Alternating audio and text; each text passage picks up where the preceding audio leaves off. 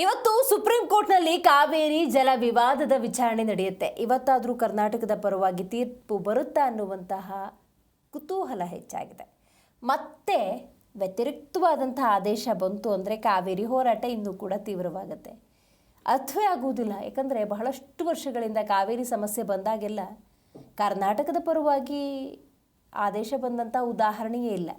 So ಹಾಗಾಗಿ ರೈತರು, ಕಾವೇರಿ ಕೊಳ್ಳದ ಜನ, ಕಾವೇರಿಯನ್ನು ಆಶ್ರಯಿಸಿರುವಂತಹ ಕರ್ನಾಟಕದ ಮಂದಿ ಸುಪ್ರೀಂ ಆದೇಶದ ಬಗ್ಗೆ ಒಂದಷ್ಟು ವಿಶ್ವಾಸವನ್ನು ಇಟ್ಕೊಂಡಿದ್ದಾರೆ. ನ್ಯಾಯ ನಮ್ಮ ಪರವಾಗಿ ಬರಬಹುದು ಅಂತ. ಈಗ ತಮಿಳುನಾಡಿನಲ್ಲಿ ಬೆಳೆ ಬೆಳೆಯೋದಕ್ಕೆ ಕೇಳಿದ್ರೆ ಕರ್ನಾಟಕದಲ್ಲಿ ಕುಡಿಯೋದಕ್ಕೆ ಕೇಳೋದು. ಅಂಥ ಸಂದರ್ಭದಲ್ಲಿ ನ್ಯಾಯಾಲಯ ಕೂಡ ಸದ್ಯದ ಪರಿಸ್ಥಿತಿಯನ್ನು ಅರ್ಥ ಮಾಡ್ಕೊಳ್ಬೇಕು ಎಂಬ ಭಾವನೆ ಕರ್ನಾಟಕದ್ದು ಸಹಜವಾಗಿದ್ದೇ ಇರುತ್ತೆ. ಸೊ ಹಾಗಾಗಿ ಇವತ್ತಾದರೂ ಕೂಡ ಕರ್ನಾಟಕದ ಪರ ತೀರ್ಪು ಬರಬಹುದಾ ಅನ್ನುವಂಥ ನಿರೀಕ್ಷೆ. ಕಾವೇರಿ ನೀರಿಗಾಗಿ ಬೃಹತ್ ಹೋರಾಟಕ್ಕೆ ರೈತರು ಕರೆ ಕೊಟ್ಟಿದ್ದಾರೆ. ಏನಾದರೂ ವ್ಯತಿರಿಕ್ತವಾಗಿ ಪರಿಣಾಮ ಆಯಿತು ಅನ್ನೋದಾದರೆ, ಒಂದು ಆದೇಶ ಕರ್ನಾಟಕಕ್ಕೆ ವಿರುದ್ಧವಾಗಿ ಬಂತು ಅನ್ನೋದಾದರೆ ಮಗದೊಮ್ಮೆ ಹೋರಾಟದ ತೀವ್ರತೆ ಹೆಚ್ಚಾಗುತ್ತೆ. ಮಂಡ್ಯದಲ್ಲಿ ಪ್ರತಿಭಟನೆಗೆ ರೈತ ಹಿತರಕ್ಷಣಾ ಸಮಿತಿ ಸಜ್ಜುಗೊಂಡಿದೆ. CWRC ಸುಪ್ರೀಂ ಆದೇಶದ ವಿರುದ್ಧ ರೈತರು ಈಗಾಗಲೇ ಆಕ್ರೋಶವನ್ನು ಹೊರಹಾಕಿದ್ದಾರೆ.